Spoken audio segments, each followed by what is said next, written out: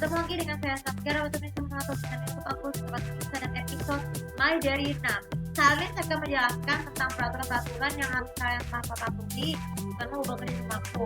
Jadi sebelumnya sekali lagi saya berkali-kali memberikan fasilitas gambar yang bagus untuk fasilitas yang kepada pembantu ya di postingan sebelumnya. Ada tempat tidur, ada gantungan lemari ya, ada gantungan gantungan pakaian, terus juga ada kamar mandi belakang, terus juga gantungan TV dan juga dapur ya di vlog sebelumnya.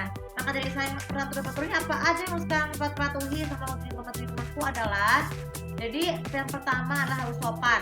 Jadi bersikap sopan sama orang lain itu juga perlu sifat yang sangat mulia. Jadi kalau bersikap sopan itu bilang assalamualaikum. Nah, apalagi bersikap sebagai laki-laki itu harus betul-betul dengan pakaian tertutup, jangan pakaian yang terlihat lutut ataupun ini yang dikasih coat sampai ya. Lalu kemudian tapi kalau laki-laki pakai celana pendek nggak masalah, karena biar kalau tapi hanya berlaku dalam rumah. Kalau perempuan, kalau bagi yang gerah pakai kerudung nggak apa-apa, tapi kalau mau berangkat tuh atau pulang harus pakai kerudung, harus pakai celana panjang juga, jangan lupa bawa celemek supaya lebih nggak capek. Lalu kemudian yang kedua, berperilaku baik ya. Berperilaku baik itu peraturannya harus berlaku baik ya, dengan cara peraturan sendiri kok. Jadi tidak boleh menyentuh barang-barang sembarangan, kayak misalnya pohon kunci itu juga nggak boleh buang, nggak boleh mencuri, itu juga nggak boleh ngotak-ngatik barang-barang pribadi milik adik orang lain seperti milik aku, milik saya. Tapi kalau aku jadi mengelam nggak apa-apa, tapi asal jangan itu barang berharga ya, kayak misalnya laptop, karena itu bisa berguna, kan bisa rusak kalau sudah jadi rugi. Lalu kemudian yang ketiga, peraturannya itu adalah ini. Peraturannya adalah tidak boleh tidak boleh keluar dari kawasan rumah tanpa izin pertama aku, kecuali kalau misalnya izin dulu, kan harus dengan izin.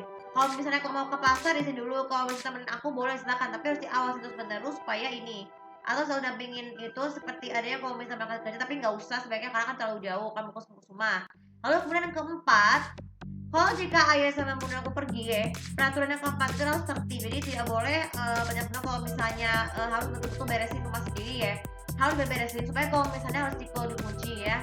Kalau misalnya udah malam tuh sebaiknya dikunci pintunya supaya tidak ada kemalingan, atau kalau bisa matikan semua lampunya supaya tidak ada maling yang masuk. Lalu yang peraturan kelima untuk bagi kalau misalnya rumahku itu adalah ini, harus betul-betul ibaratkan tepat waktu melakukan tugas rumah. Jadi tepat waktu itu tuh supaya tidak boleh bangun, supaya kalau misalnya sudah dibangunin ya udah bisa bangun sendiri. Asal jangan sedangkan ini, jadi bisa bangun sendiri dan juga betul-betul memahami base rumah ya. Dan jangan lupa juga setiap kali ya pakai sholat 5 waktu aja ya. Jadi kuncinya tuh jadi para pembantu itu kalau misalnya nggak mampu itu bisa minta izin ya. Ya, dan terakhir sekali, peraturan-peraturan yang harus kalian pahami itu harus benar-benar jujur. Jadi kalau kalian kalau mau bersikap sebagai pembantu tuh kalian harus jujur, nggak boleh bohong. Karena kalau dengan jujur itu kan kalian bisa dapat gaji, tapi kalau bohong nggak pegang gaji, karena kan harus jujur ya. Dan yang paling penting sekali, peraturan-peraturan yang harus kalian paham atau tidak patuhi sama ibu kerja bantu rumahku adalah ini. Harus saling kontak ya. Kalau misalnya kau berkontak tuh saya kontak, tapi asalkan kita pakai HP atau batasan kontak dengan keluarganya yang bapak ini, supaya bisa memberikan waktu untuk minta izin kepada majikan untuk mau pulang ke rumah nggak apa-apa, atau mau ngatain nggak apa-apa, atau mau pulang kampung juga nggak boleh, asalkan harus potong gaji beliau dulu kalau betul berhenti ya. Dan yang terakhir ya, kalau mau betul-betul benar-benar mengundurkan diri harus izin dulu, harus pernyataan dulu supaya diberikan gaji terakhirnya supaya menyatakan mobil selesai ya. Dan itu aja adalah peraturan penting yang harus kalian pahami jika kamu bekerja di rumahku, baik yang mau bersifat sementara ataupun selamanya di sini ya bagi rumahku.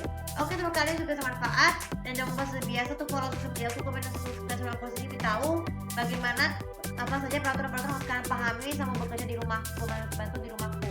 Terima kasih. Assalamualaikum warahmatullahi wabarakatuh.